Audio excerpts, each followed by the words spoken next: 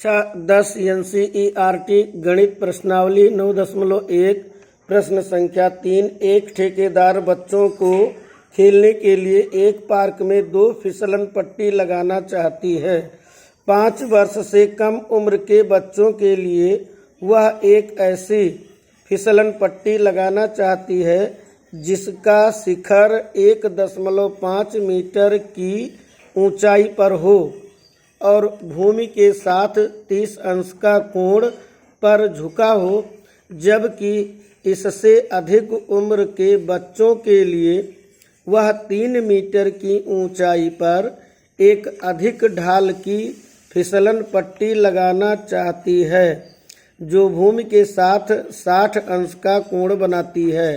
प्रत्येक स्थिति में फिसलन पट्टी की लंबाई क्या होनी चाहिए? तो इसमें 2 स्थितियां दी गई हैं। एक तो 1.5 मीटर की ऊंचाई पर हो और भूमि के साथ 30 अंश का कोण बनाती हो, और दूसरी स्थिति जो है कितने मीटर की होनी चाहिए? 3 मीटर की ऊंचाई पर होनी चाहिए और जो है 60 अंश का कोण बनाती है। तो पहली स्थिति 1.5 मीटर की ऊंचाई पर है और 30 अंश का कोण बनाती है, और दूसरी स्थिति जो है 3 मीटर की ऊंचाई पर है और ये 60 अंश का कोण बनाती है। तो हम दोनों स्थितियों के लिए ये प्रश्न संख्या 3 का हल में हम दोनों स्थितियों के लिए चित्र बनाते हैं। पहले तो ये पहला 1.5 मीटर की ऊंचाई पर फिसलन पट्टी बनेगी और ये कितने अंश का कोण बनाएगी? 30 अंश का यहाँ पे कोण बनाएगी।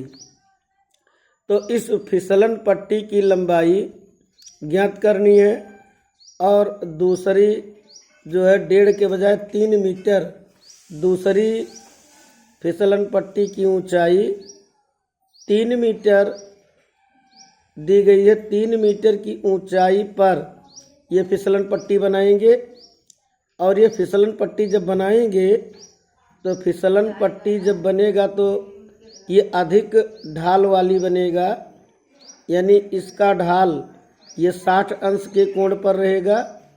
मान लीजिए कि ये PQ ऊंचाई 3 मीटर की ऊंचाई पर बनाया गया है और R बिंदु पर 60 अंश का कोण बनाती है। तो इसमें 2 प्रकार का एक फिसलन पट्टी और ये दूसरा फिसलन पट्टी बनाया गया। तो प्रत्येक स्थिति में फिसलन पट्टी की लंबाई, यानी कि ये पहली स्थिति है और ये दूसरी स्थिति है। तो पहली स्थिति में ये फिसलन पट्टी की लंबाई BC इसको निकालना है और दूसरी स्थिति में फिसलन पट्टी की लंबाई हमको QR निकालनी है। तो पहली स्थिति में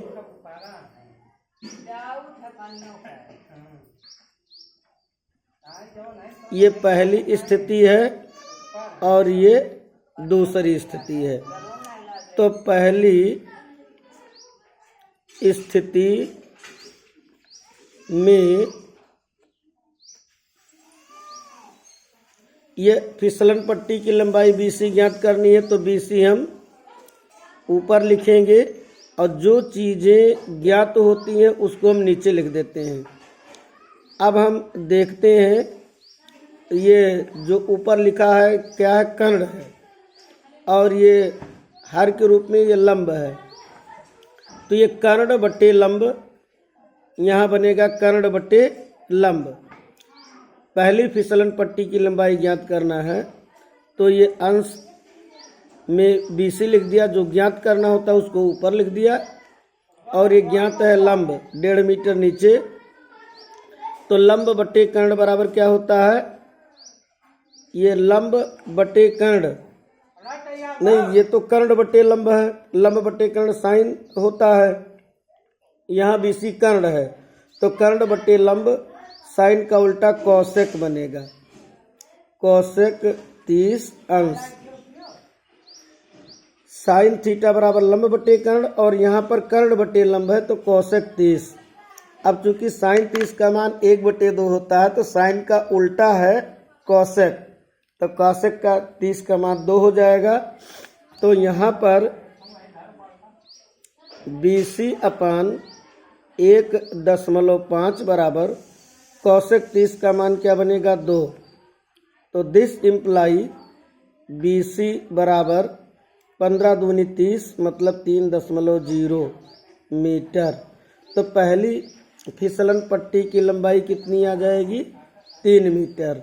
अब दूसरी स्थिति में देखते हैं क्या आता है। दूसरी स्थिति में हमको QR ज्ञात करना रहेगा। तो दूसरी स्थिति में हमको क्या ज्ञात करना रहेगा, QR ज्ञात करना रहेगा। मतलब ये दूसरे फिसलन पट्टी की लंबाई हमको QR ज्ञात करना रहेगा। तो ये QR जो ज्ञात करना है इसको ऊपर लिखेंगे। दूसरी स्थिति में हमको क्या ज्ञात करना है, QR ज्ञात करना है। तो QR बटे, अब ज्ञात कौन है, ये 3 मीटर ज्ञात है। तो QR बटे 3 कौन भुजा बनी, QR कर्ण, और ये 3 मीटर जो दिया है ये लंब।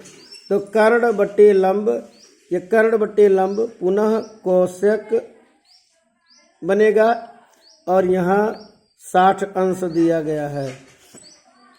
अब कोसेक 60 अंश का मान इधर लिखेंगे QR बटे 3 मीटर और साइन 60 का मान √3/2। तो इसका उल्टा कोसेक होता है तो कोसेक हो जाएगा √3/2 का उल्टा 2/√3, यानी कि कोसेक 60 का मान कितना होगा 2/√3।